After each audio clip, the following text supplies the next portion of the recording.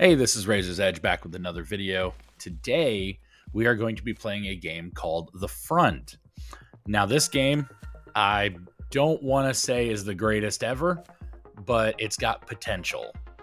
I feel it's a good mix between 7 Days to Die, Ark Survival Evolved, or Ascended, however you want to look at it, and maybe a little bit of Conan, kinda. It's different. I mean, it's a survival game. Apparently, the premise behind it is you're someone sent from the future to do something. I don't know. I didn't really read the description. I just saw that you can do a bunch of different things. And in the beginning, it is kind of slow, but I will attempt to narrate my session played here.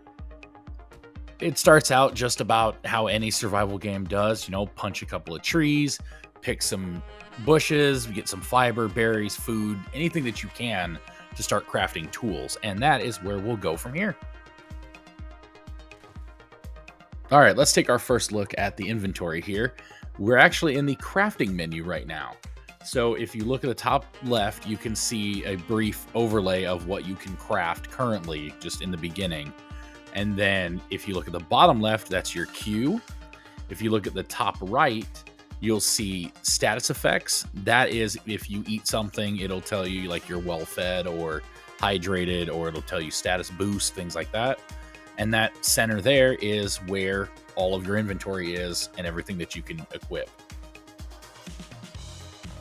Rock, tree. Bet you thought I was going to make you see me hitting another rock. For shame. So this over here is a POI. There are lots of these in the game world. I don't know if this is procedurally generated or not, but they're there. And usually they have visitors inside, such as, people that, might attack you, or people that you could just shoot in the face. I mean, either one.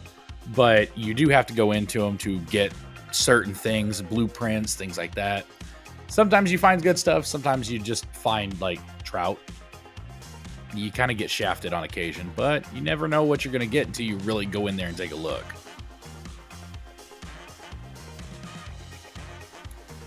I ended up losing about 6 hours worth of footage just because data corruption.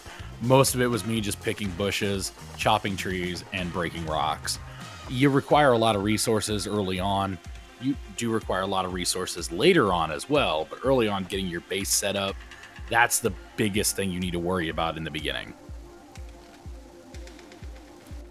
Skipping ahead here, I would like to talk about an item that I didn't know anything about in the beginning. It's called territory flags. These things right here, I would mainly recommend using them for like an outpost. They're not great. By default, they only give you a 25-meter range. I know I used the metric system. I'm sorry. Freedom units all the way. But they only give you a certain range. And inside that range, if you put resources in the flag itself, it will repair your structures that are built inside that range. Now, primarily, you want to build your base inside, or around the flag.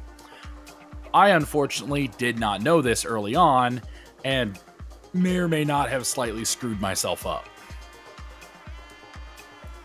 Okay, so this is the next part of the video we're going to do here. This is the tech tree.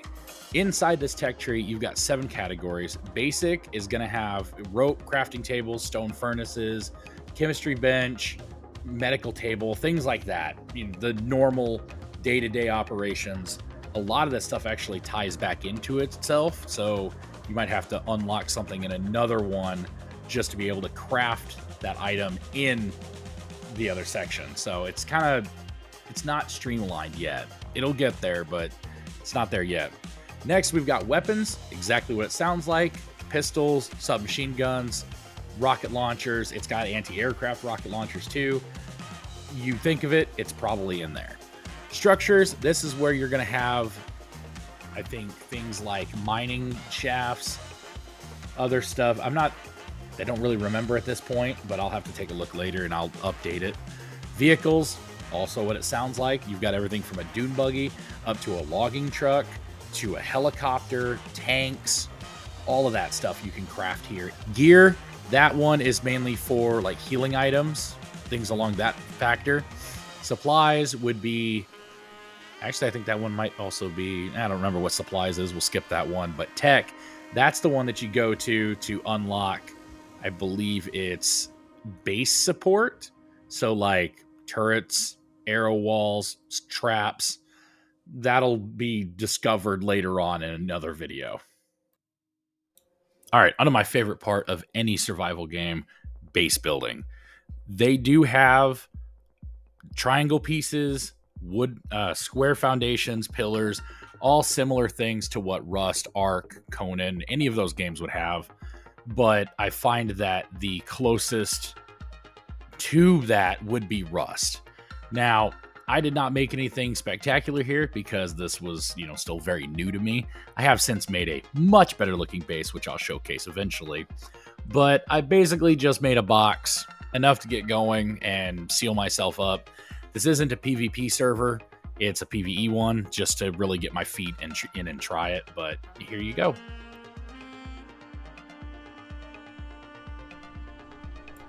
Well, guys, this is unfortunately going to be the end of the video.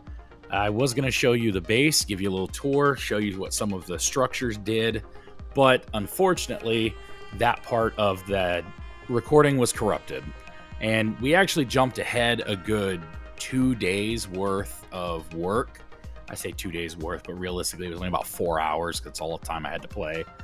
So, in about a 4 hour gap, I jumped from being, in just barely building a base to having a vehicle to be able to move around. Not that it was expensive, it just took some time. That's all. A lot of micromanaging to get things built is part of the game. They're getting better at it, but that's what we're looking at. Anyways, this is a dune buggy. That's not what's actually called, but I refer to it as that because it looks like one. It's a single seater. Only one person can ride in it, but that's what we're doing. So with that, we're going to go ahead and close this one out. At the time of recording this, I have almost 1,000 subscribers. You guys, I honestly cannot believe that it's gotten this far. Thank you. Just last time I made a video, I was at, I think, 50 something. So that's amazing. I appreciate everything. Any feedback helps, even if it's, constructive criticism or you loved it, let me know. If you liked it, like it. If you don't, again, let me know. And feel free to subscribe. I try to make new videos every week. With work and everything being in the way, it takes time. But, with that, have a good day.